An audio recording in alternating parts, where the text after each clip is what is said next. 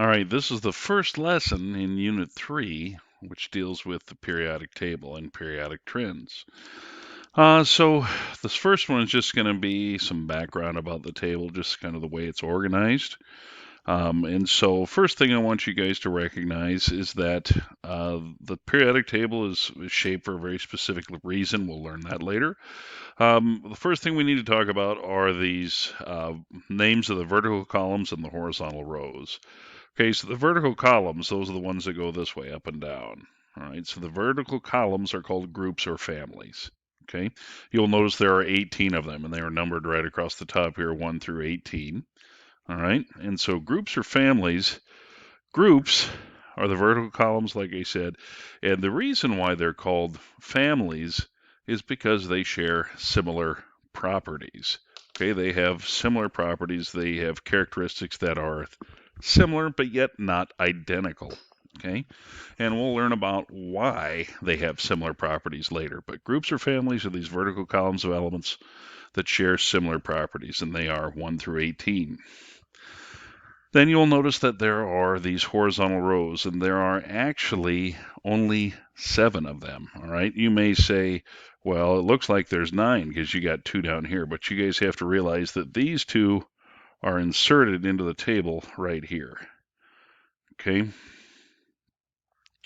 and so the reason why they're at the bottom is because if they weren't, the periodic table would be way too large. Let me demonstrate. And so here is periodic table as seen on ptable.com. You'll notice that that's kind of the way we're used to seeing it. If I click this button up here called wide, it'll insert that 6th and 7th row into the table. Now this is actually functionally what the table should look like. And so you'll notice it becomes way too wide, and it almost doubles the length because there are 14 elements here that we've inserted into this 18 column table. So yeah, they basically just remove that section. These are called the Lanthanide and Actinide series. They take, and that's after the first element in each row, lanthanum and actinium. They do that just to save space. Okay, so there are actually only 7 periods. And let's see. Okay, and in case you didn't see that before, the periods, they are the horizontal rows. There are 7 of them. The thing is, periods, elements in a period, they really don't share any properties.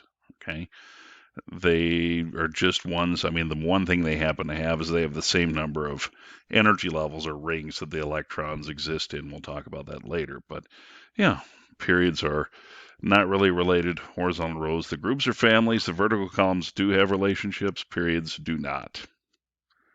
Okay. I do want to share this with you. Down here at the bottom, there are 4 of these groups or families that have specific names. Okay, so group 1, that is going to be the alkali metals.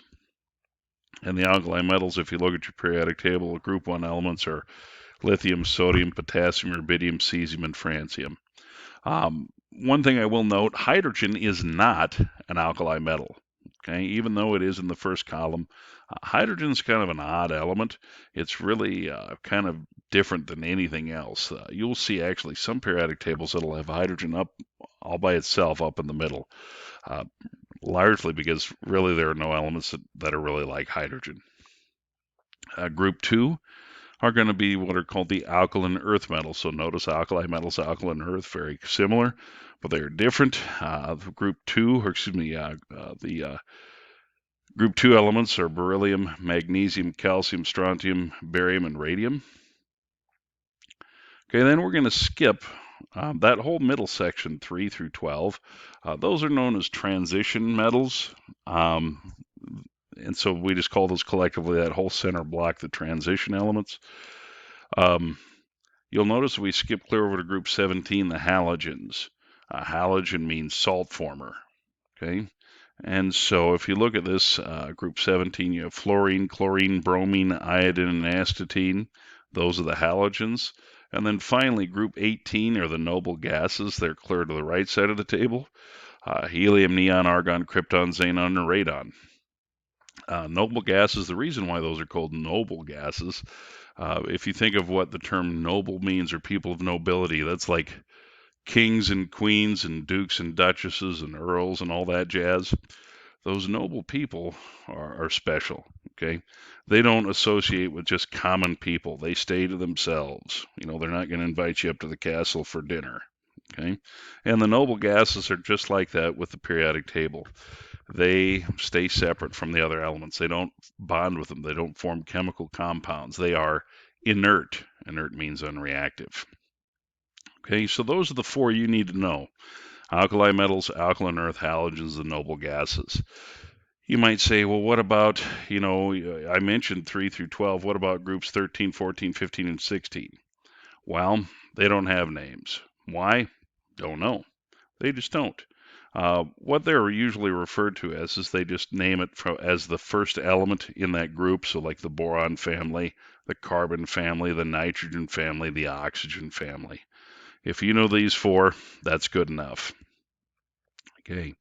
One other thing I need to demonstrate to you guys, some important kind of layout of the periodic table.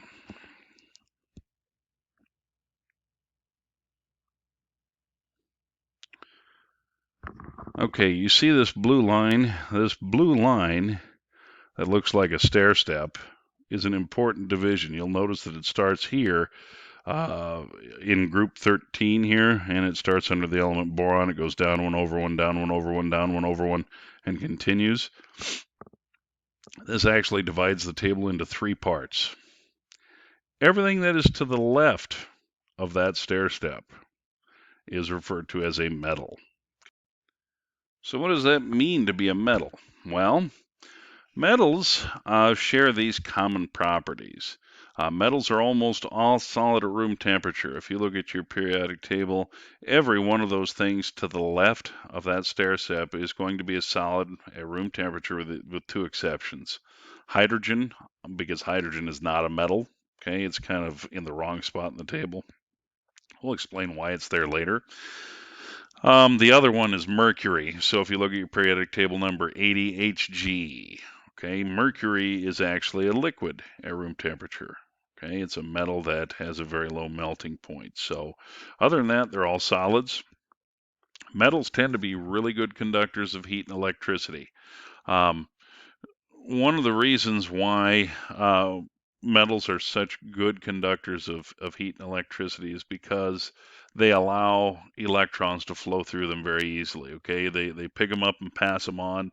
We'll actually talk about that later, about the gaining, losing, sharing of electrons when we talk about chemical bonding. But metals conduct heat really well. I mean, if you're sitting like in a chair that has maybe metal legs, or maybe you have a piece of metal somewhere there in your house, go and just touch it, and feel it. And you'll notice that when you touch that piece of metal, it feels cold. Okay, it's not cold. It's not colder than anything else in that room. The thing is the reason why it feels cold is because it's a really good conductor of heat. When you touch it, the energy from your body leaves and enters the metal, and it spreads that heat energy throughout the metal surface. And so that heat leaving your body, you sense that as being cold. But yeah, metals are really good conductors of heat and electricity. Metals are ductile, which means that if you stretch them, they turn into a wire. They're malleable, which means they bend into shapes. Okay, you can pound them with a hammer. They flatten out. Okay, that's malleable.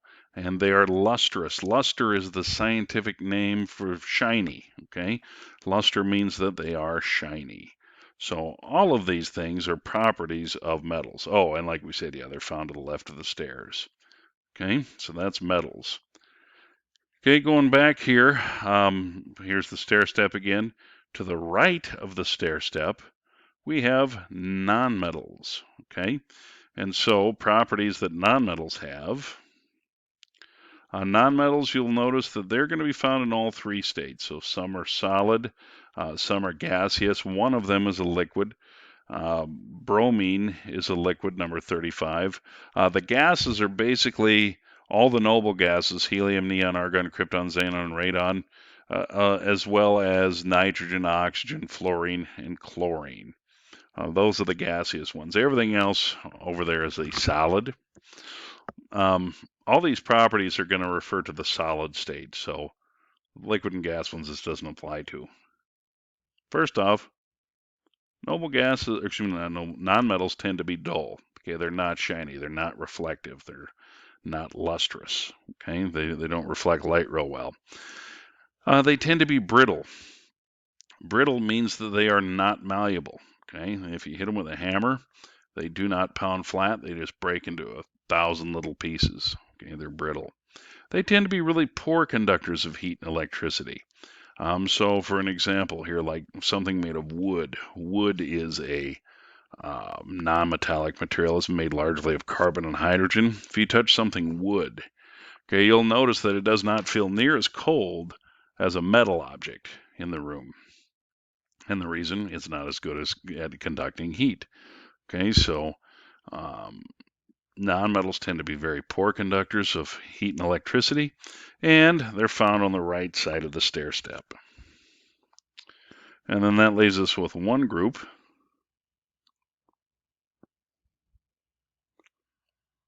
These are what are referred to as metalloids.